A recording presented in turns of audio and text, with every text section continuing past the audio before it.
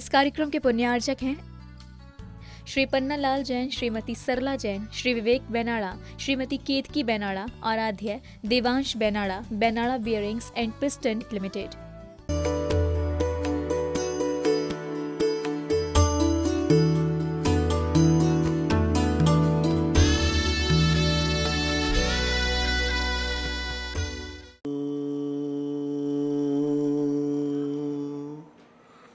अरिहन्तार्णं नमो अरिहन्तार्णं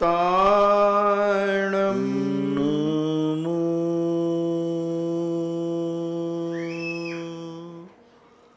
सिद्धार्णं नमो सिद्धार्णं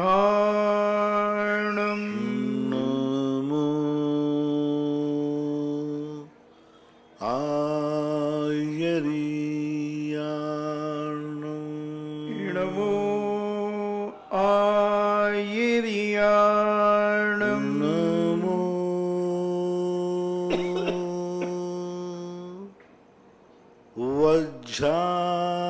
वज्रायार्णं नमो उवज्झायार्णं नमो लोये सवसाहूर्णं नमो लोये सब्बेसाहूर्णं। पंच परमेष्टि भगवान की जय। आचार्य श्री गुरुवर कुंद कुंद महाराज की जय। आचार्य श्री गुरुवर विद्यासागर महाराज की जय। परम पूजनी निर्व्यापक श्रवण मुनि श्री सुधा सागर जी महाराज की जय। परम पूज्य मुनि संघ की जय। परम पूज्य शिल्लक श्री गंभीर सागर जी महाराज की जय। नमोस्तु महाराज जी। एस के जैन जबलपुर से पूछते हैं, अपना कोई दुश्मन शांति धारा कर रहा हो और भगवान का परिमार्जन मैं कर रहा हूँ, समाज के सभी लोग शांति धारा में हाथ लगाते हैं और परिमार्जन में भी भाग लेते हैं, उस दुश्मन द्वारा किए गए सभी कार्यों में अपन को सहयोग देना चाहिए या नहीं? दुश्मन शांति धारा कर रहा है और हम परिमार्जन भगवान का कर रहे हैं, सभी लोग शांति धारा में हाथ लगाते हैं, तो हमें उस दुश्मन को सहयोग देना चाहिए कि नहीं? कम से कम मंदिर में किसी को दुश्मन मानना ही नहीं चाहिए। मंदिर में जो भगवान की शांति धारा कर रहा है, हम एक बाप के बेटे हैं। उस समय मंदिर में जैनेन्द्र देव ही हमारा जगत पिता है और हम सब बेटे हैं और सब एक पिता है, तो सब हम अपन भाई भाई हैं और भाई भाई में दुश्मनी कैसे है? मंदिर में कभी ये परिणाम नहीं आना। मंदिर में हमेशा एक सोचना, कैसा भी हो कुछ भी हो, संसार में दुश्मनी रखना। मंदिर में तो ये हमारे भगवान का अभिषेक शांति धारा कर रहा है, मेरा साधर्मी भाई है, ऐसा परिणाम तुम्हारा आना ही ठीक नहीं है, परिणाम ही नहीं आना चाहिए। राजेश जैन जबलपुर से पूछते हैं, नमोस्तु महाराज जी, आपके संस्कार सेवा में भाग लेते हैं, आपके द्वारा बताए गए धार्मिक कार्यों को मंदिर और समाज में मार्गदर्शन करके आपके द्वारा दिए जाते मार्गदर्शन को मंदिर में पूजा अभिषेक में कोई विपरीत स्थिति चल रही हो, उन श्रावकों को मंदिर में समाज में आपका दिया हुआ उपदेश क्या बता सकते हैं? जो माने तो बता देना, झगड़ा हो गए तुम्हारे अधिकार से बाहर हो। यदि कोई कहे कि भाई महाराज जी ने क्या बताया मुझे भी बताओ, तो अनुग्रह कर देना। और यदि तुम्हारे बताने से झगड़ा हो जाए, फिर वो कुछ गलत शब्द बोले, तुम्हें क्रोध आ जाए, तो सीख जाको दीजिए ताको सीख सुहाए। जिसको सीख सुहाती है उसी को सीख देना, और जिसको नहीं सुहाती है तो फिर जो जैसा कर रहा है करने देना। ममता जैन बीना से पूछती हैं, महाराज जी, हम अपने जीवन में संघर्ष करते करते थक जाते हैं और पीड़ा से भर जाते हैं, उस परिस्थिति में क्या करना चाहिए? संघर्ष तभी मैं कितने बार तो बोल चुका हूं, संघर्षों से आप डर रहे हो, संघर्ष आया क्यों इसकी खोज करो कि हमने अतीत में ऐसा क्या खोटा काम किया। हर व्यक्ति सोचता है महाराज जी मैं जेल से छूटने का खूब संघर्ष कर रहा हूं कि जेल से मैं छूट जाऊं, पता नहीं क्यों खूब संघर्ष करता हूं, छूट ही नहीं पा रहा हूं। पहले अपराध तो सोचो, अपराध के लिए विचार करना चाहिए कि हमने अपराध किया है तो फिर हमें हताश नहीं होना, हमें संघर्ष करना चाहिए, लेकिन अपने किए हुए अपराध का भी ध्यान रखना चाहिए। ये अपराध, ये संकट क्यों आ रहा है जिसके लिए संघर्ष करना पड़ रहा है, उस कारण पे जाइए। नमोस्तु महाराज जी। राहुल जैन पुणे से पूछते हैं, महाराज जी अगर 1 साल का ब्रह्मचर्य लेना है तो उसमें क्या कुएं का पानी अनिवार्य है या नल का पानी जैसा हम पीते हैं वो चल सकता है? सामान्य ब्रह्मचर्य के लिए ऐसा कुछ भी नहीं है, आपकी जैसी अनुकूलता बने वैसा करना चाहिए। प्रज्ञा जैन यूपी से पूछती हैं, नमोस्तु महाराज जी, आज से 7 साल पहले अज्ञानता के कारण मुझसे जिनवाणी का अपमान हुआ था और 7 साल से मुझे शिक्षा के क्षेत्र में सफलता नहीं मिल रही, लेकिन आपके दर्शन और आपके आशीर्वाद से मेरी धर्म में और मिथ्यात्व के प्रति अरुचि हो गई है। अब मुझे उसका क्या प्रायश्चित करना चाहिए? मिथ्यात्व से अरुचि हो गई? हाँ, मिथ्यात्व से अरुचि हो गई और जिनवाणी का अपमान 7 साल पहले तो हुआ। 7 साल पहले हुआ, आपने पश्चाताप कर लिया। अपमान किस ढंग का हुआ, कैसा हुआ, इस पर विचार किया जाएगा। एकदम मैं नहीं बोल सकूंगा किस ढंग का अपमान था। सजा केस को देख करके की जाती है, ऐसा अलग से फरमान जारी करना उचित नहीं। आकांक्षा जैन रहली सिमरिया से पूछती हैं, नमोस्तु महाराज जी, हम नेमावर में आचार्य भगवान के दर्शन करने गए थे, वहां पर दीवार पर लिखा था यदि सुनना है। नेमावर में आचार्य शिव के दर्शन करने गए थे, वहां दीवार पर लिखा था यदि सुनना है तो नगाड़ों के साथ बांसुरी की धुन सुनो। इसका क्या अर्थ हो सकता है? इसका अर्थ है कि संसार के कोलाहल में गुरु की वाणी सुनो, जिनवाणी सुनो जो हितकारी हो। नगाड़े बज रहे हैं, संसार एक कोलाहल है, नगाड़े हैं जहाँ दुनिया की आवाजें आती हैं, उसके बीच में एक सुरीली आवाज आए, गुरु की आवाज आ जाए, धर्म की बात आ जाए, वो बात। अभिनव जैन जयपुर राजस्थान से पूछते हैं, गुरुदेव किसी व्यक्ति की निगेटिव एनर्जी को कैसे रोका जा सकता है जब हालात ऐसे हैं कि उस व्यक्ति की निगेटिव एनर्जी से बर्बादी अंतिम स्टेज पे चल रही हो?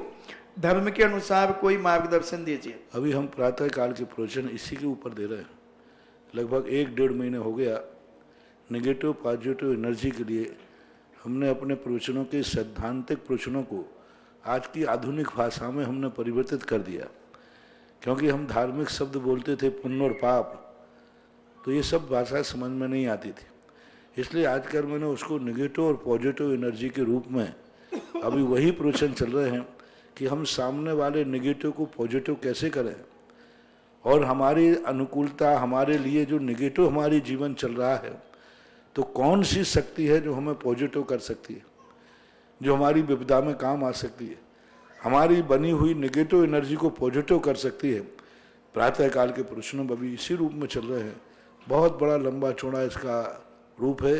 दुनिया को यदि हमें नेगेटिव से पॉजिटिव करना है तो हमें उसकी भी साधना और तपस्या करना पड़ेगा। रोहित जैन पुणे से पूछते हैं,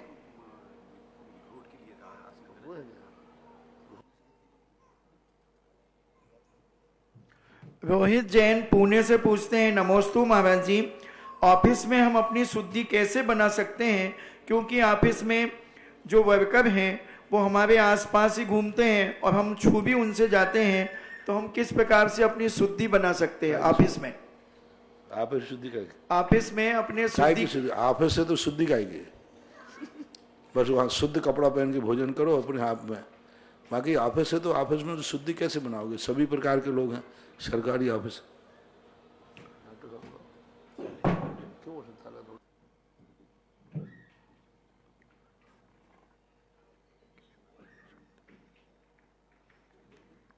नमोस्तु महाराज जी। संगीत जैन बेलखेड़ा से पूछते हैं, मेरे मायके में मेरे पापा जी शांत हुए, मेरी तेरी का त्याग है, मेरी तेरही का त्याग है, हम लोग उनके यहाँ का 13 दिन तक खाना खा सकते हैं? मायके में पिताजी कोई बाधा नहीं, कोई बाधा नहीं, उसमें 13वां का नहीं माना जाएगा, अपने पीहर का भोजन है, उसमें खाने में कोई बाधा नहीं। अमित जयंत महाराज से पूछते हैं, नमोस्तु महाराज जी, जमीकंद मूल आदि का सेवन करने वाले श्रावक भगवान का अभिषेक पूजन कर सकते हैं क्या? जमीकंद खाने वाले। चलो आगे बढ़े।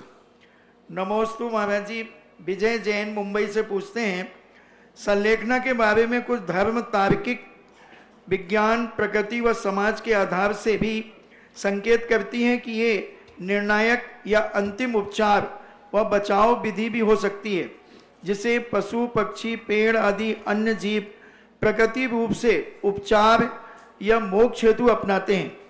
पर मनुष्य धर्म व लोक भावना में कुछ अहिंसा जैन धर्म का मुख्य सिद्धांत तो है, सिद्धांत तो ये कुछ भी हिंसा या मरण हेतु नहीं बता सकता, मोक्ष हेतु बता सकता है। जो संलेखना आदि होती तो विज्ञान भी तर्क देता है कि ये ठीक है, तो ये मोक्ष हेतु है या अपने स्वास्थ्य लाभ हेतु किया जाता है? मोक्ष हेतु, क्योंकि संलेखना का मूल प्रसंग है कसायों को क्रश करना और क्रश कर करके अपने जीवन को मोक्ष मार्ग को प्रशस्त करना।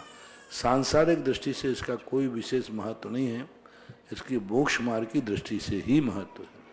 अमित जैन महाराज से पूछते हैं, नमोस्तु महाराज जी, जो नियम लेकर के नित्य पूजन अभिषेक करते हैं और जिनका कोई नियम नहीं है फिर भी वे लोग पूजन अभिषेक करते हैं, तो उन दोनों में क्या फर्क है? बहुत अंतर है। एक सेविंग खाते में 8 साल के लिए पैसे डाल दिए और एक ने फिक्स में डाल दिए। फिक्स वाले को दूने मिलेंगे, सेविंग वाले को सवाया मिलेंगे, क्योंकि उसने संकल्प नहीं किया। संकल्प करने का बहुत बड़ा फल मिलता है। वही क्रिया जिंदगी भर करते गए और संकल्प करने पर 1 महीना भी, 1 दिन भी किया तो संकल्प का बहुत बड़ा महत्व होता है, क्योंकि संकल्प में व्यक्ति ने समस्त इच्छाओं का निरोध कर दिया और बिना संकल्प के वो छूट है, खुला है, करना हो तो करेगा, नहीं करना हो तो कह देगा मेरा नियम थोड़ी है। उसमें मन उच्छृंखल होता है, उनमें मन की विशुद्धि नहीं होती और उसमें एक प्रकार का अपना समर्पण भी प्रदर्शित नहीं है।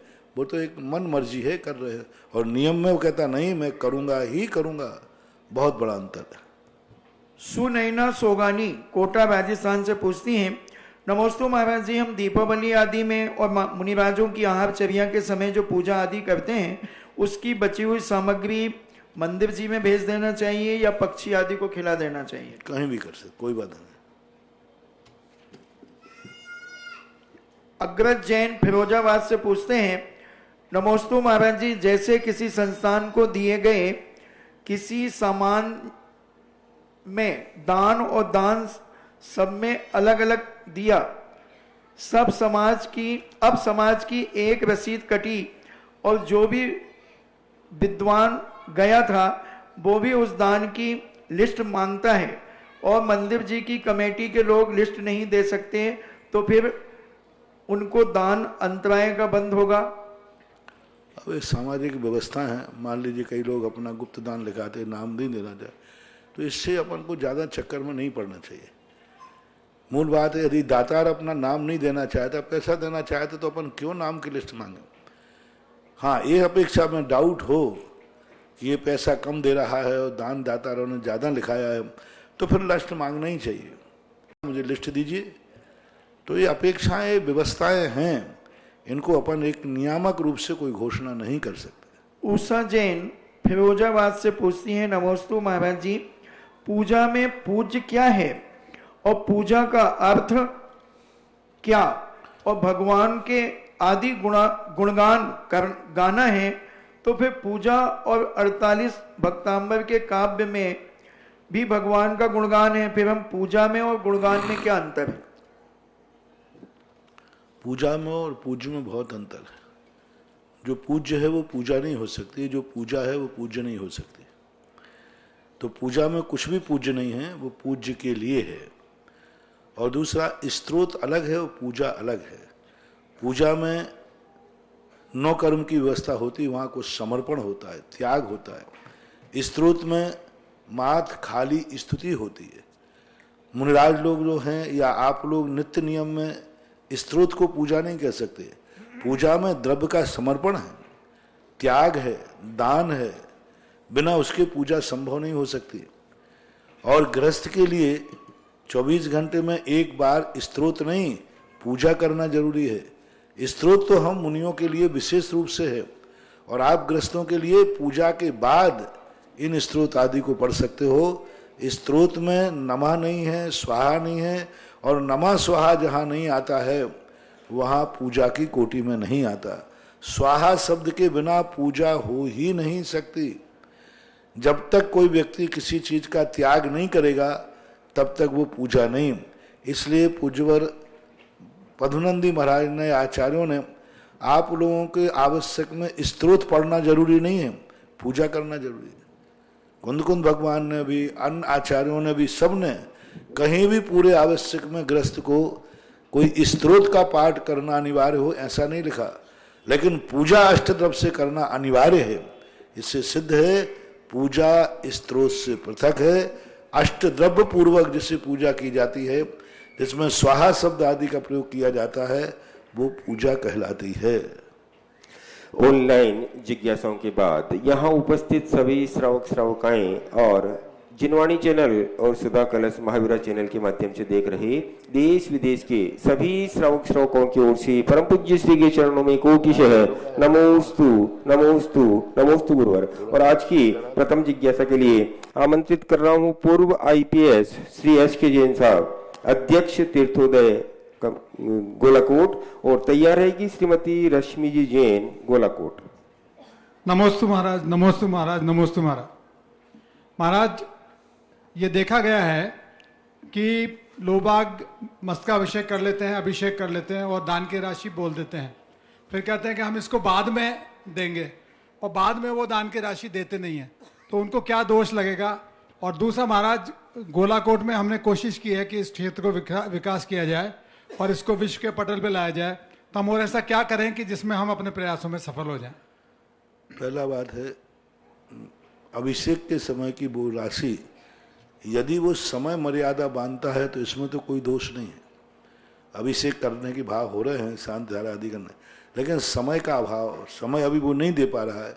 यदि वो संकल्प कर लेता है कि मैं इतने वर्ष में यह राशि देंगे, तो यहाँ तक तो क्षम्य है, लेकिन बोलने के बाद, समय निकल जाने के बाद भी नहीं देता है तो महान महान निर्माल का दोष आता है। और अभिषेक की राशि तो कभी भी किसी भी रूप में नहीं करना, नहीं लेट करना, क्योंकि वो तो डायरेक्ट भगवान के निमित्त से गई है। अभिषेक की राशि के संबंध में कभी भी विकल्प आ जाए, मैं तो ये कहता हूँ अभिषेक शांति धारा की राशि के लिए यदि तुम्हारे लिए कितना भी परिश्रम करना पड़े, अपने भीख मांगना पड़े तो मांग लेना, कर्जा लेना पड़े तो ले लेना, जायदाद बेचना पड़े तो बेच देना, लेकिन कभी अभिषेक शांति धारा की राशि को कभी भी नकारना नहीं, क्योंकि ये डायरेक्ट भगवान के निमित्त की शांति धारा है। इसको तो हमेशा एक ही भाव करना चाहिए, जैसे बने मैं अभिषेक शांति धारा की तो दूंगा, बहुत बड़ा महान दोष है। इसलिए ऐसी गलती नहीं करना।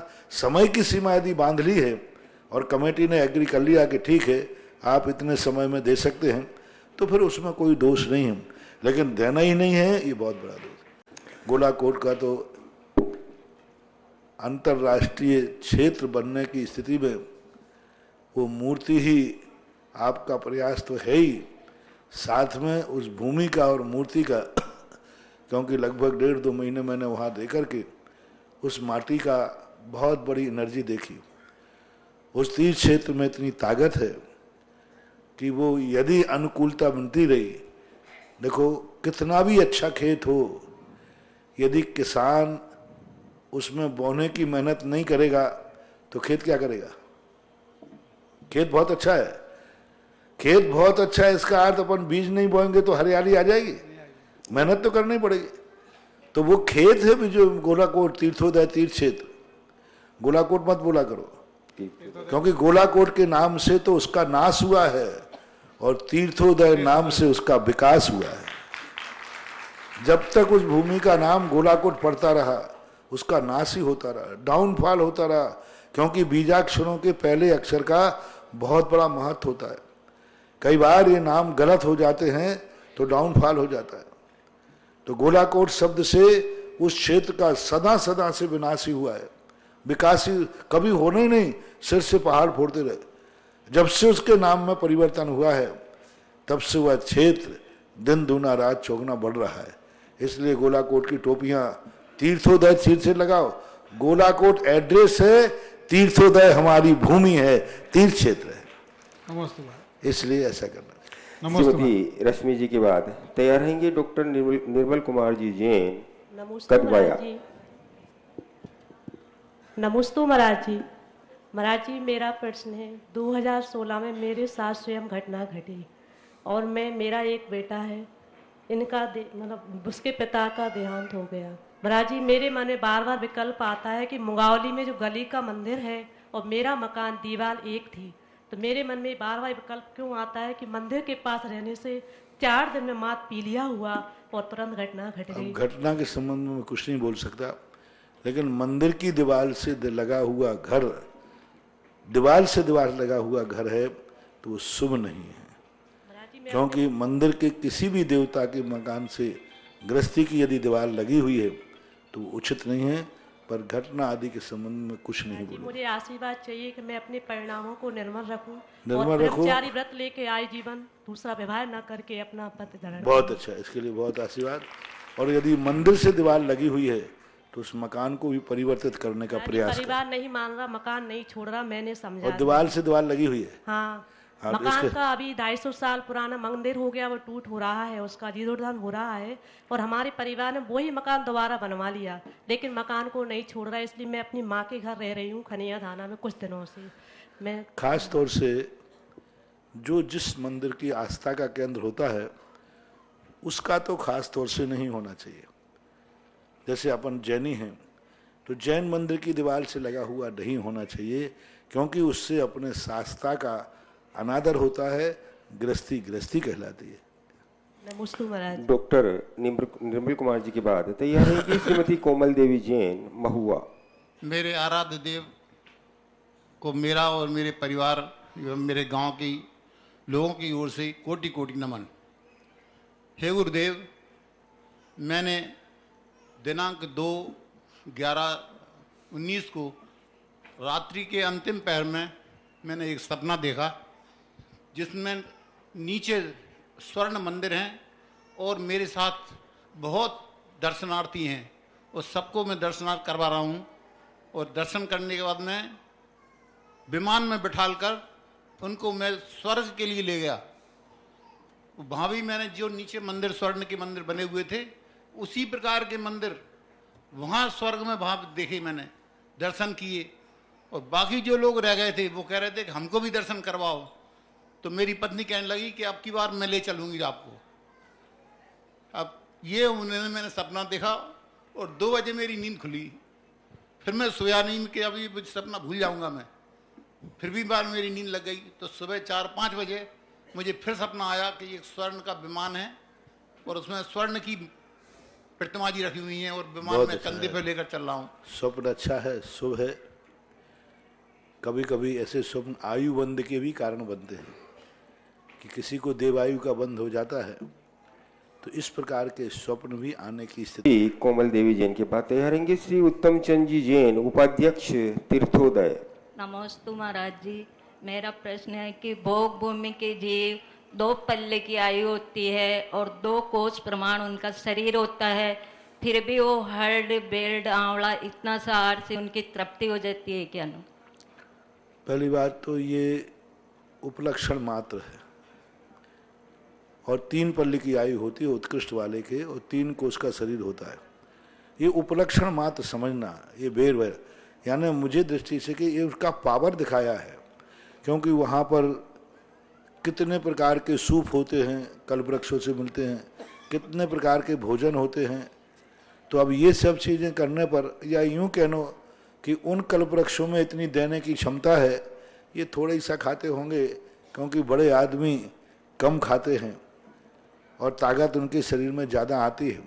तो भोग भूमि के जीव मलमूत्र तो करते नहीं, लेकिन वह इतना पावरफुल होता है छोटा सा, जैसे कई लोग कहते हैं एक छोटी सी टेबलेट खाने पर लोगों को भूख नहीं लगती और कमजोरी भी नहीं आती, तो बड़ा पावरफुल होता होगा।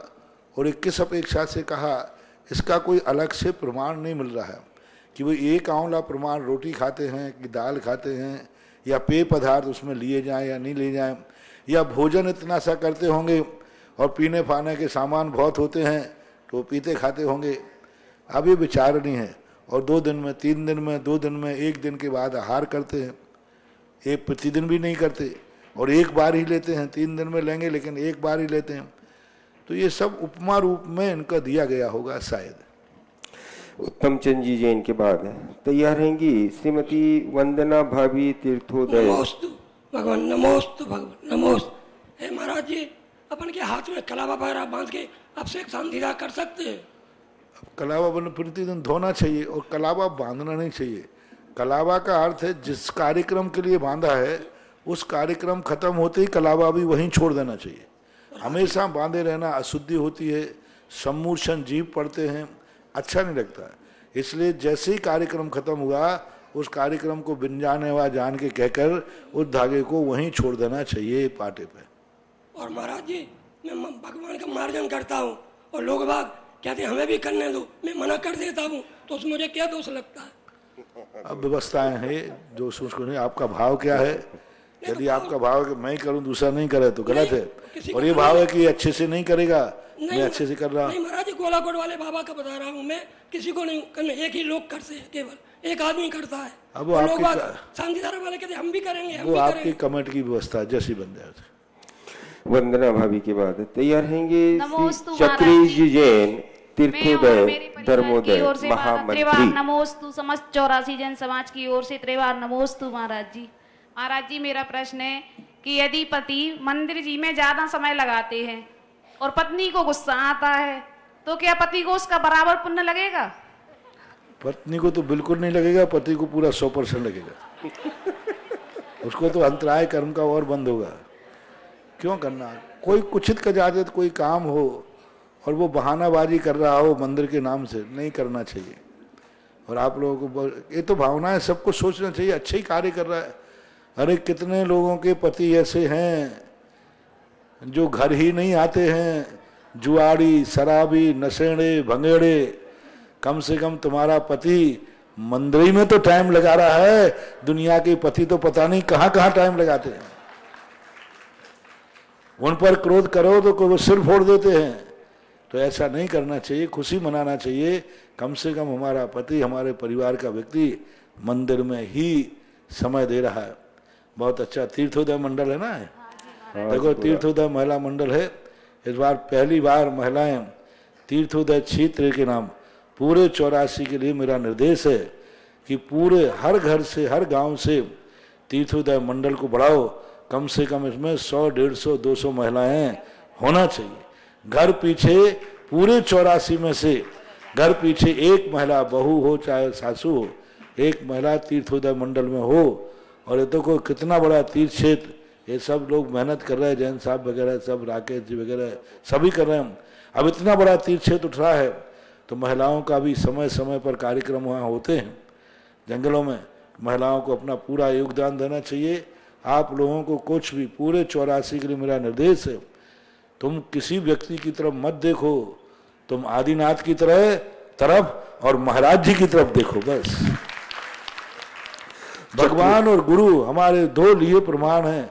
जहाँ भगवान है वहाँ हमारा सब कुछ है, और जहाँ मेरे गुरु का आशीर्वाद है वहाँ हमारा सब कुछ है। ये सोच करके पूरे 84 की महिलाएं अच्छा यूनियन बनाए, संगठन बनाए।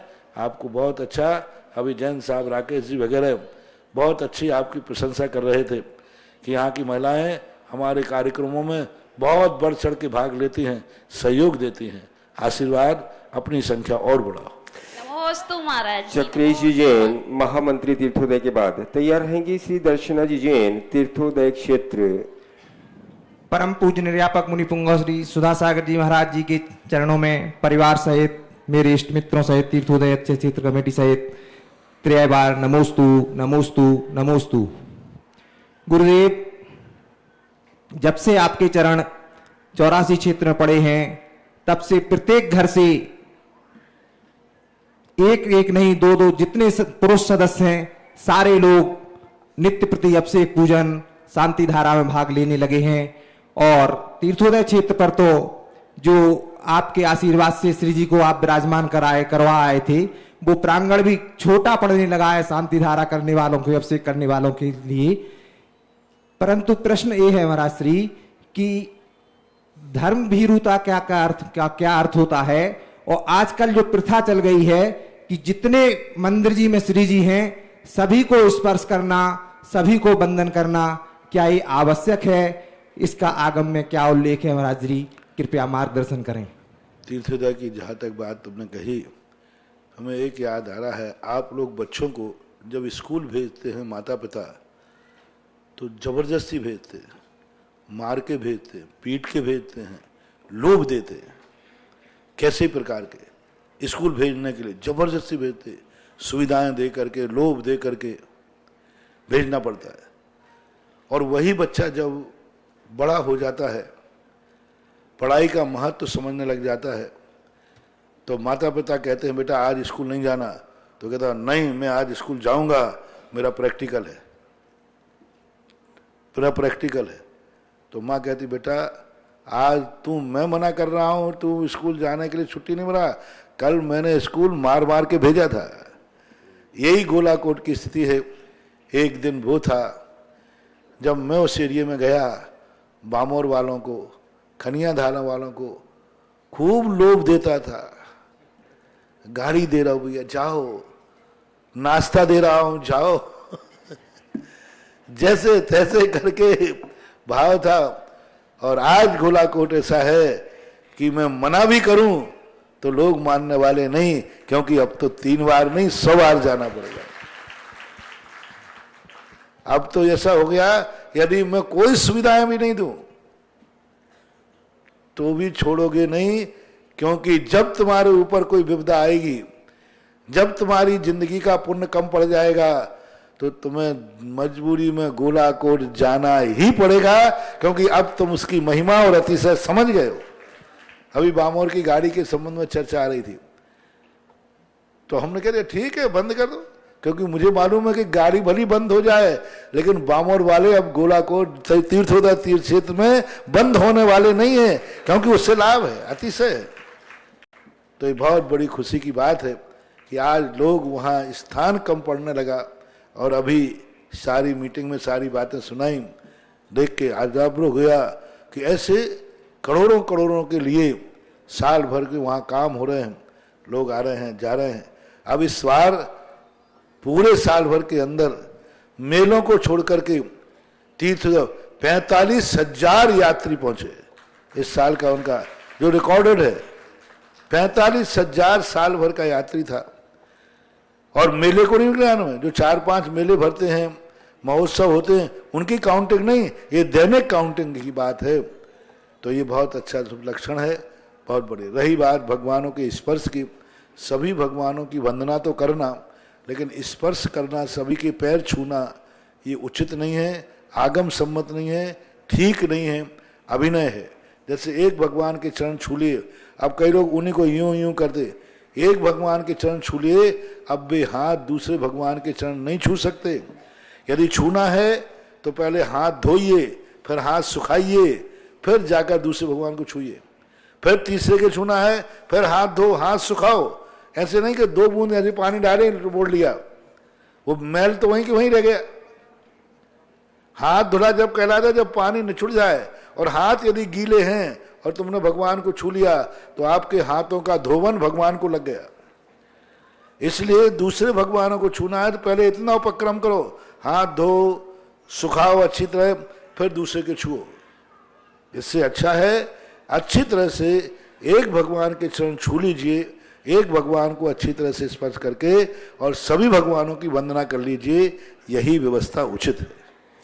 दर्शना जी जैन गुरुदेव नमोस्तु। के बाद तैयार रहेंगी नेहा जी जैन, दल्ली राजहरा। नमोस्तु महाराज श्री, मेरे परिवार की तरफ से नमोस्तु नमोस्तु नमोस्तु, समस्त तीर्थोदय क्षेत्र की तरफ से नमोस्तु नमोस्तु नमोस्तु। कड़िक को कारागार में देखकर राजा श्रेणिक को आत्मघात क्यों किया था, परंतु राजा श्रेणिक तो सम्यक दृष्टि था। राजा श्रेणिक के आत्मघात की एक बड़ी विचित्र कहानी है। वो बेटे को बहुत चाहता था, पूर्व भाव में बैर के कारण से हुआ, उस घटना को नहीं सुना रहा हूं कि प्रश्न आपका आत्मघात का है। बहुत चाहता था, इतना चाहता था कि बहुत ज्यादा।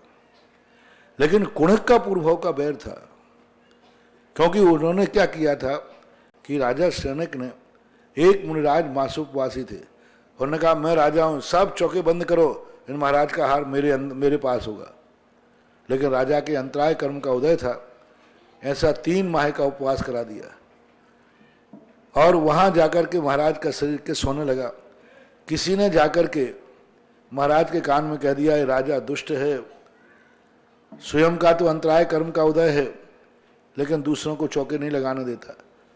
ऐसा सुनते ही उन महाराज के मन में भाव आया, अच्छा ये बात है, तभी तो मैं सोच रहा हूं दूसरे चौके क्यों लग रहे हैं, तो क्यों नहीं लग रहे हैं दूसरों के चौके। तब उन्होंने कहा कि ओहो, ऐसे करके वो निदान पूर्वक मरण को प्राप्त हो गए। अब मुनिराज ने तो अपना उसके कारण से मन में विकल्प आ गया कि इसने मुझे हार नहीं करने दे रहा है, और राजा श्रेणिक महाराज को बहुत चाहता था कि हार होवे तो मेरे यहाँ ही होवे।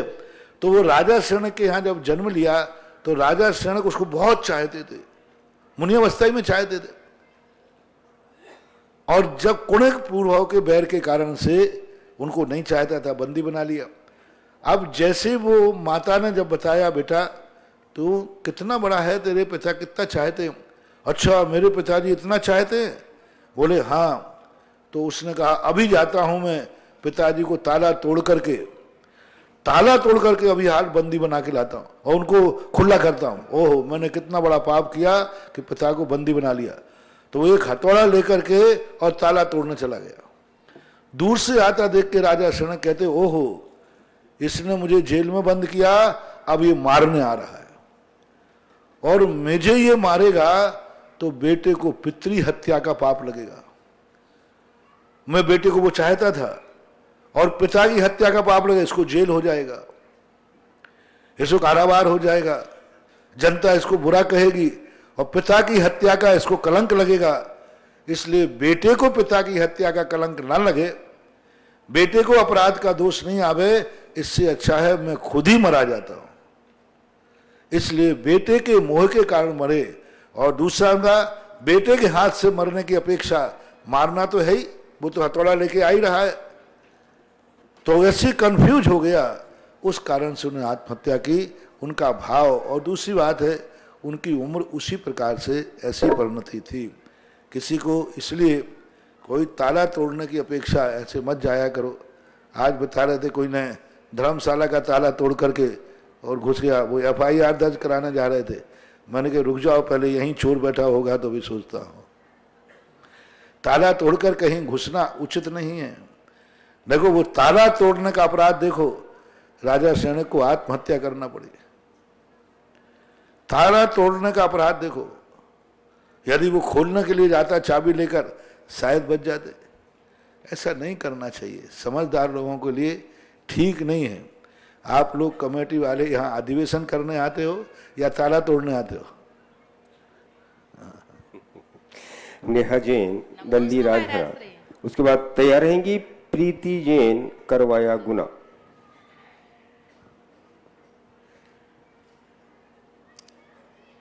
नहीं है क्या? 2 माइक हो गए, दोनों को हो गए। नहीं है। क्षमता जी मोदी, शहपुरा पिटोनी।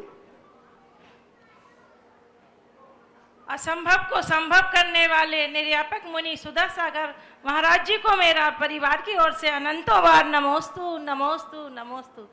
हे महाराज श्री, हम लोग ऐसा कौन सा पुण्य करें जो वर्तमान में माता पिता बन सकें और माता पिता ऐसा कौन सा पुण्य करते हैं जो भगवान के माता पिता बनते हैं? माता पिता बनने का तो एक ही तरीका है, बच्चों से बहुत प्यार करो, बच्चों के प्रति अच्छा सोचो, दूसरों के बच्चों के प्रति बहुत अच्छा दया भाव करो, तो हो सकता है वो पुण्य तुम्हारे अंदर परिणत हो जाए। और भगवान के माता पिता बनने के लिए तो पुण्य तो चाहिए, बल्कि अपने आचार और विचारों की शुद्धि भी चाहिए। नमोस्तु महाराज जी। महाराज जी एक और प्रश्न है, आप तो कहते हैं कि बिटियाओं को सर्विस करवाना जरूरी नहीं है, पर आजकल जो भी लड़के वाले होते हैं वो कहते हैं लड़की सर्विस करती है तो उनको पसंद है। वैसे अब तो मैं लड़कों को तो मूर्ख कह रहा हूं कि जो औरत की कमाई खाने की सोचते हैं वे अगले भाव में पुरुष बनेंगे ही नहीं। हमारा दोनों को तो कहते हैं, हर घर में ऐसी पुरुष को यही सोचना चाहिए, यही भाव करना चाहिए, हे भगवान मेरी जिंदगी में और कुछ आवे या नहीं आवे, मेरी जिंदगी में ऐसा दिन नहीं आ जाए कि मैं औरत की कमाई खाना पड़े। जिस घर में औरत की कमाई आती है वो पुरुषत्व के ऊपर एक प्रकार का कलंक है, पुरुषत्व के लिए एक चुनौती है, पुरुष के लिए एक बहुत बड़ी चीज है। जो एक अपनी औरत को नहीं खिला सकता है उसको शादी करने का अधिकार नहीं है, उसको करने नहीं चाहिए। पहले जो पूछा जाता था जब शादी होती था कि भाई लड़का क्या कमाता है, वो बिटिया को खिला पाएगा कि नहीं खिला पाएगा, और जो पहले इसे डर रहा कमाने वाली मिल जाए, समझ लेना चाहिए वो बहुत बड़ा दोष है। पुरुष वही कहलाता है क्षत्रिय जो कम से कम अपने घर की औरतों का कमाई नहीं खाते हैं, वे पुरुष कहलाते हैं। वो जो खाते हैं, अब मैं आगे बोल नहीं रहा हूं। हाँ बोलिए, नाम समता मोदी। हाँ चलिए। महाराज श्री, मेरा प्रश्न है, यदि एक ही भगवान के दो व्रत हैं, जैसे भक्तांबर जी का और बड़े बाबा जी का, दोनों आदिनाथ भगवान के हैं, और यदि ले लिए हैं तो दोनों व्रत एक साथ कर सकते हैं महाराज श्री? दोनों व्रत यदि कुचित कदाचित पड़ जाए, कभी अनायास, चला करके नहीं पढ़ना, अनायास यदि पड़ जाते हैं हाँ, तो वे दोनों व्रत माने जाएंगे। महाराज श्री दोनों 48 हैं, दोनों एक साथ एक ही महाराज श्री के हैं, तो नहीं समझे नहीं क्या कह रहे थे। उपवास है और किसी आदिनाथ भगवान के भी कोई उपवास है, तो वे तो दोनों अलग अलग करना पड़ेगा। और अगर ले लिए महाराज से किसी ने आदिनाथ, एक ही भगवान के हैं और बड़े बाबा और भक्तांबर दोनों व्रत हैं, तो पहले एक कर लो फिर बाद में दूसरे कर लेना। और महाराज श्री एक और, जैसे किसी ने व्रत ले लिया, गांव में उद्यापन की सुविधा नहीं बन पाती, कोई उद्यापन नहीं कर पाता है, तो जैसे कोई पैसे डाल दे और विधान अपना घर मंदिर में उद्यापन कर ले, तो वो ठीक है महाराज? संक्षिप्त में कर लो, उद्यापन कोई हाँ। जरूरी थोड़ी कि उद्यापन कोई बड़े रूप में करे, जितनी शक्ति हो उतने में कर ले, लेकिन करना चाहिए। नमस्ते महाराज। तैयार रहेंगी श्रीमती मंजू जी, जैन तीर्थोदय। महाराज जी एक जिज्ञासा है। नमोस्तु महाराज जी, मेरा प्रश्न ये है कि कोई ब्रह्मचारी भैया जो कुछ ही दिनों में दीक्षा लेने वाले हैं, उनके चरण धुलाना तथा आरती करना सही है या गलत, और यदि गलत है तो इसमें दोष किसको लगेगा? चरण धुलाना दोनों को दोष है। जो धुला रहा है उसे भी बहुत बड़ा दोष लगेगा, क्योंकि वो गुरु नहीं है, और जो धुलवा रहा है वो महान दोषी है। मुनि बनने के बाद भी वो ऐसा कर्म हो सकता है कि लूला, लंगड़ा, अंधा और बहरा होता है। जब तक उस पद के योग्य नहीं पहुंच पाते हैं और फिर भी पैर धुलाते हैं बिफोर टाइम, ऐसे लोगों को लूले, लंगड़े, अंधे और बहरेपन का जीवन व्यतीत करना पड़ता है। बहुत बड़ा दोष है, धुलवाना भी नहीं चाहिए, धोना भी नहीं चाहिए। आरती की बात जहाँ तक रही तो पंच परमेष्टि की आरती नहीं कर सकते, नजराने की आरती कर सकते हो, जैसे आप दूल्हे वगैरह की करते हो, दूल्हा की करते हो, बेटे की करते हो, नजराना बोलते हैं, उसको आरती नहीं बोलते। एक प्रकार की नजर उतारने के लिए ऐसे, उसके लिए क्या है, जब ऐसे दूल्हे की या बेटे की आरती उतारती है ना माँ, तो उसको यूं किया जाता है, यूं, यानी उस आरती का धुआं किस तरफ जाना, उस तरफ। और भगवान की जब आरती की जाए तब यूं नहीं करना, गुरु की आरती उसको यूं लिया जाता है अपनी तरफ। बेटे की आरती उतारना तब यूं किया जाता है, छोटे की आरती या गृहस्थ की आरती।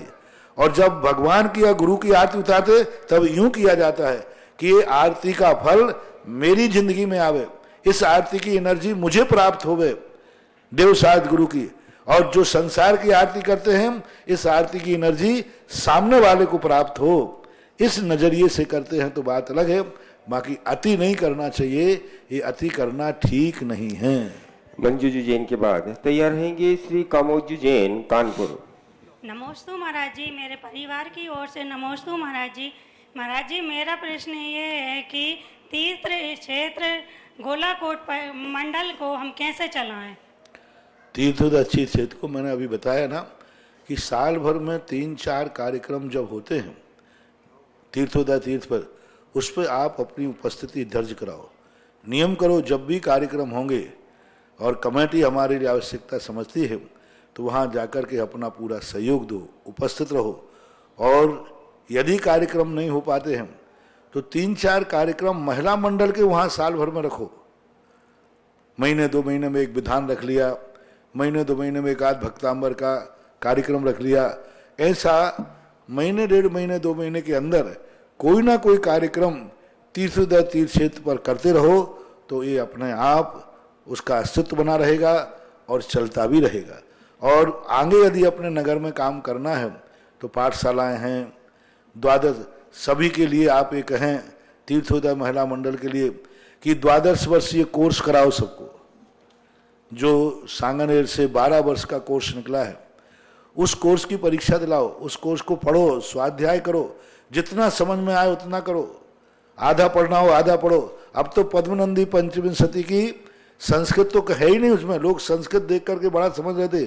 संस्कृत में से कोई श्लोक नहीं आएगा, सब हिंदी पढ़ना है। उसके नीचे जो हिंदी निकली है, अन्वयार्थ भावार्थ आदि जो लिखा है, उसको पढ़ना है। यानी संस्कृत में तो मात्र अकेला एक द्रव्य संग्रह है, बाकी का सब हिंदी पढ़ना है। हाँ, द्रव्य संग्रह प्राकृत भाषा, उसके 58 गाथा है, कोई ज्यादा नहीं। बाकी तो बहुत, तो सारे के सारे तीर्थोदय मंडल को पूरे 84 के अंदर ये 12 वर्षीय कोर्स में ये खास तौर से महिलाओं के लिए ही रखा है, और उन पुरुषों के लिए जो उनके समय पर कोई ऐसा ज्ञान देने वाली पाठशालाएं नहीं थी, तो उनके लिए रखा है जो घर में रहकर कर सकें। ये कार्यक्रम करो, अपने आप मंडल जीवित रह जाएंगे। कामोजू जैन के बाद तैयार रहेंगी श्रीमती निर्मला जी गोधा, बिजोलिया। नमोस्तु महाराज जी, मैं मेरे परिवार और समस्त कानपुर वासियों की तरफ से आपके चरणों में नमोस्तु निवेदित करता हूं। महाराज जी, आपके निर्देशन में ही कानपुर में हम एक भव्य जिनालय का निर्माण करा रहे हैं। समाज की तरफ से सभी का ये भावना है कि हम ऐसा क्या पुरुषार्थ करें कि शीघ्र ही हमें आपका सानिध्य प्राप्त हो और आपके द्वारा उस मंदिर के पंचकल्याणक हो। हालांकि 9 वर्ष पूर्व एक अल्प प्रवास हम लोगों को मिला था आपका, पुनः यह भावना है कि हम ऐसा क्या करें ताकि मेरे लिए तो प्राप्त करने का बहुत सरल साधन है, बहुत सरल साधन है, बहुत सरल साधन है। यहाँ तो कुछ करना ही नहीं, श्रीफल चढ़ाना ही नहीं, गुरु जी का आदेश आ जाए बस हम तो दौड़े दौड़े पहुंच जाएंगे। बस आचार्य श्री का आशीर्वाद चाहिए, उनका आशीर्वाद हो तो कोई चीज कठिन नहीं है, और उनका आशीर्वाद है नहीं है तो फिर इतना कठिन है कि आकाश के तारे तो जमीन पे आ जाएं तो फिर भी आ सकते हैं, लेकिन मेरा वहां पहुंचना बहुत कठिन है। इसलिए आचार्य श्री का जो आशीर्वाद मिलता है फिर तो कोई चीज कठिन है ही नहीं। निर्मला जी गोदा के बाद तैयार रहेंगे रोही जी जैन, मानपुरा। नमोस्तु महाराज जी, आक्रमण तो पाप है और प्रतिक्रमण पुण्य है। पदार्थ से परमार्थ की ओर आना प्रतिक्रमण है और परमार्थ से पदार्थ की ओर जाना आक्रमण है। तो पदार्थ को पकड़ता हुआ पापी है, जो परमार्थ को पकड़ता हुआ पुण्यवान है। पदार्थ को पकड़ पकड़ कर हम पागल हो रहे हैं, पर महाराज जी हम परमार्थ की ओर क्यों नहीं बढ़ पाते हैं, इसका क्या कारण है? पदार्थ को पकड़ने की बात यही हमारी भूल, क्योंकि पदार्थ पकड़ने की चीज नहीं है, पदार्थ समझने की चीज है। और जब तक कोई व्यक्ति पदार्थ को पकड़ रहा है यानी वो दूसरे की स्वतंत्रता को नष्ट कर रहा है, और जब तक जो दूसरे की स्वतंत्रता को नष्ट करेगा तो वो स्वतंत्र कभी नहीं हो पाता। लोग समझते हैं कि हमें कोई बांधे नहीं, लेकिन लोग ये नहीं समझते हम भी किसी को बांधते हैं तो वो भी बंधन है। लोग समझते हैं कि मुझे किसी के अंडर में नहीं चलना पड़े, लेकिन दूसरे को अंडर में चलाना भी गुलामियत है, बंधन है। ये जब तक समझ में नहीं आएगा वो परमार्थ की तरफ कैसे आएगा। नमोस्तु महाराज जी। रोहित जी जैन के बाद तैयार रहेगी श्रीमती आशा जी जैन, केशवराय पाटन। नमस्ते महाराज जी, मेरा प्रश्न ये है कि किसी का पुण्य कमजोर हो तो उसको क्या करना चाहिए और मांगली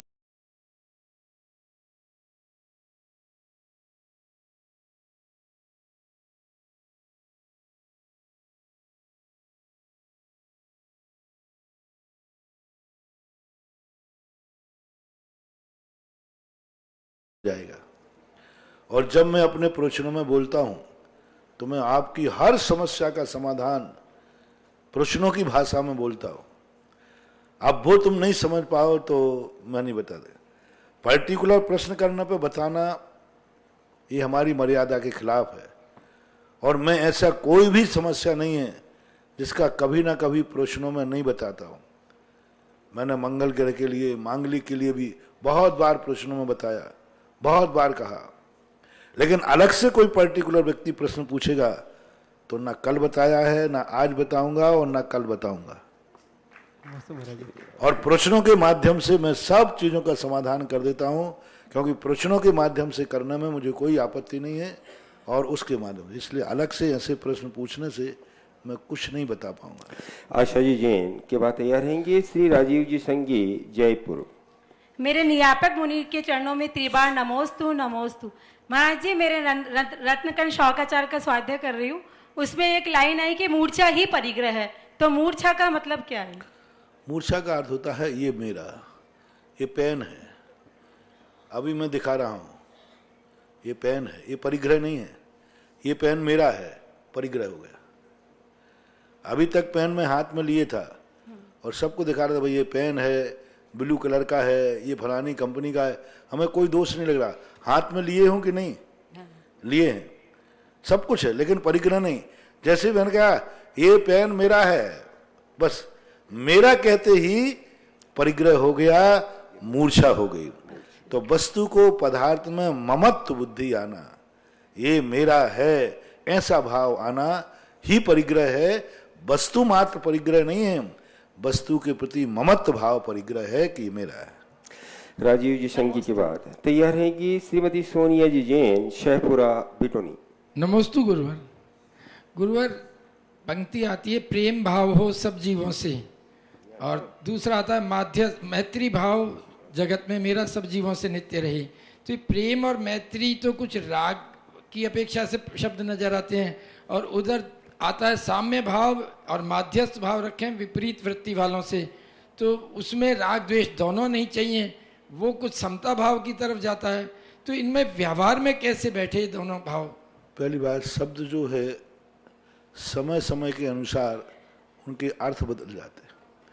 आज प्रेम शब्द जो है ये लैला मजनू के रूप में प्रयोग किया जाता है, एक स्त्री पुरुष के बीच में किया जाता है। प्रेम शब्द का प्रयोग जय धवला के अंदर पूज्यवर वीरसेन स्वामी ने प्रेय शब्द का प्रयोग किया। उन्होंने प्रेम यानी प्रिय, प्रेम। प्रेम का अर्थ होता है हम दूसरे का नुकसान नहीं पहुंचाएंगे, राग नहीं। आज प्रेम का अर्थ होता है मैं इसको कितना चूस सकूं, मैं अपने लिए मेरे कितना काम आएगा। प्रेम की परिभाषा ये नहीं थी। प्रेम का अर्थ था कि मैं अपने द्वारा इस व्यक्ति को, इस वस्तु को कभी दुख नहीं होने दूंगा, मैं अपने द्वारा कभी इसको विनाश नहीं करूंगा, मेरे द्वारा कभी इसको दुख नहीं पहुंचेगा। इसका नाम प्रेम था, जो परोपकार के रूप में आता था। ये नाम प्रेम का था। और इसी प्रकार से मैत्री शब्द जो था मित धातु का है, जो सामने वाले का हित का विचार करे वह मैत्री कहलाती थी। आज वर्तमान में दोस्ती जो अलग रंग का हो गया, आज शब्द बदल गए। हमारे शास्त्रों में इन शब्दों के बड़े व्यापक अर्थ हैं, बहुत पवित्र अर्थ हैं। और माध्यस्थ भाव, पहले तो कहा तुम अपनी तरफ से सबके प्रति मैत्री भाव रखो, फिर भी तुम्हें विपरीत बुद्धि लगती है तो माध्यस्थ भाव। मैत्री भाव, प्रेम भाव माध्यस्थ भाव से बहुत बड़ा है। राग नहीं है इसमें, जगत का कल्याण है। माध्यस्थ भाव से तीर्थंकर प्रकृति का बंध नहीं होगा। माध्यस्थ भाव से तीर्थंकर प्रकृति का बंध नहीं होगा, लेकिन प्रेम और मैत्री भाव से तीर्थंकर प्रकृति का बंध हो सकता है। प्रेम और मैत्री भाव बहुत बड़ा है, माध्यस्थ भाव तो मजबूरी है। माध्यस्थ भाव तो मजबूरी है। अब वो उल्टा चलता है तो कौन माथा फोड़ी करे, चलो भाई अपन तो माध्यस्थ होते, ये तो मजबूरी है। और प्रेम भाव, वात्सल्य भाव हमारी एक प्रकार का परोपकारी भाव है, महासत्ता है, विस्तार है। सम्यक दर्शन के अंग में देखो, सम्यक दर्शन के अंग में माध्यस्थ भाव नहीं रखा, प्रेम भाव रखा, अनुकंपा। जैसे अनुकंपा, उसका दूसरा नाम क्या है? अनुकंपा कहो, करुणा कहो, दया कहो, प्रेम कहो, स्नेह, ये सब इसी के पर्यायवाची है। वात्सल्य कहो। तो हमें जब सामने वाले का हमें उपकार करने का भाव आवे तो उसको प्रेम बोलते हैं, उसको मैत्री बोलते हैं। माध्यस्थ तो बहुत छोटा नाम है, वो कोई तटस्थ भाव वाला बात है, वो गायक स्वभावी नहीं, वो तो मजबूरी है। उस समता भाव से उधर लिंक नहीं होता है क्या वो? नहीं, समता भाव से होता है लेकिन बहुत पीछे। प्रेम भाव और मैत्री भाव सबसे बड़ा समता भाव है। समता भाव का अर्थ होता है, इस प्रेम भाव को महाराज हम पारमार्थिक यानी सबको सब जल्दी से जल्दी मोक्ष प्राप्त कर लें जीव, ऐसा माने? सब तरफ ले सकते हो, सारे जीवों का कल्याण जल्दी से सब जल्दी हो जाए। है, सब जीव मुनिराज बने, सब सम्य दृष्टि बने, सब जिसका नाम वात्सल्य है ना। तो पारमार्थिक हित से प्रेम भाव का अर्थ लिया जाए तो पारमार्थिक शब्द ही प्रेम है। ये जिसकी तुमने पंक्तियां बोली वो पारमार्थिक पाठ है कि पिक्चर का पाठ है? पारमार्थिक है। तो पारमार्थिक में प्रेम है तो सबका प्रेम पारमार्थ के रूप में है, सब जीव जल्दी से जल्दी मुक्त हो जाएं। और पिक्चर की गाना में है तो समझना वो लैला मजनू का प्रेम है। वो अलग हो गया। नमस्ते महाराज। सोनिया जी जैन के बाद तैयार रहेंगे ब्रह्मचारी श्री सनत भैया जी बंडा। नमस्ते महाराज जी, मैं सोनिया जैन सैपरा बिटौनी से।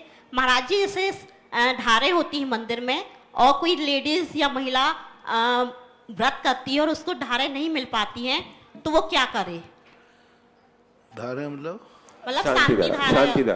तो क्या नहीं हो पाता? महाराज जी, शांति धारा नहीं मिल पाती है और उसका नियम है कि मैं शांति धारा या अभिषेक देख करके भोजन। तो समय से पहुंचो ना, क्या बात हो गई? समय से पहुंच, जिस समय अभिषेक होता है उस समय करो। आपके अभिषेक के समय थोड़ी अभिषेक होगा, जब आप ट्रेन से जाते हैं तो महाराज जी समय निश्चित नहीं है वहाँ पे, तो समय निश्चित का इंतजार करो, कोई ना कोई तो आएगा। अभिषेक तो होता है कि नहीं? हाँ, अभिषेक होता है। तो जब अभिषेक हो जाए तब देखो, गाड़ी के अनुसार स्टेशन पे जाओगे कि तुम्हारे अनुसार गाड़ी आएगी? तो जब गाड़ी होती है, जब धारें होती हैं तब पहुंच जाओ तो काम हो जाएगा। तुम अपने अनुसार मनमानी चलाओ तो व्रत भी काय का और धारें भी काय की। नमस्ते महाराज जी। ब्रह्मचारी सनत भैया जी के बाद तैयार रहेंगी श्रीमती किरण जी जैन ठुकराई। नमोस्तु महाराज जी। महाराज श्री वर्तमान में त्यागी वृत्ति दीक्षा लेते हैं और एक एक महीना पहले से उनके आचार्य दीक्षा की डेट घोषित कर देते हैं। फिर वह ब्रह्मचारी चतुर्वेद संघ में जाकर के बिनौली का कार्यक्रम चलता रहता है एक एक डेढ़ महीने तक, और व्हाट्सएप पर भी इस तरीके की न्यूज डाल देते हैं कि पंचमेवा लाना, ये लाना, वो लाना, यहाँ से बग्गी में जाएंगे, ये होगा। तो आगम में ये कहाँ तक उचित है कि एक एक माह तक बिनौली चले, हाथों में मेहंदी लगाएं और पूरे नगर में इस तरीके का ढिंडोरा पीटते रहें? मुझे शास्त्रों में तो कहीं देखने को मिला नहीं।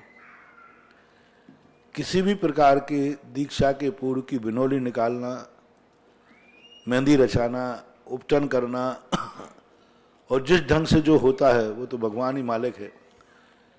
ये तो सब आगम सम्मत तो नहीं है, शास्त्रों में तो नहीं है। और हम तो अपने समय की बात करेंगे। हमारे समय पर जो दीक्षा आदि हुई थी उस समय तो ऐसा कुछ भी नहीं होता था। इस कार्यक्रम के पुण्यार्चक थे श्री पन्नालाल जैन, श्रीमती सरला Jain, Shri Vivek बेनाड़ा, Shrimati Ketki Benada, Aaradhya Devansh Benada, Benada bearings and piston limited.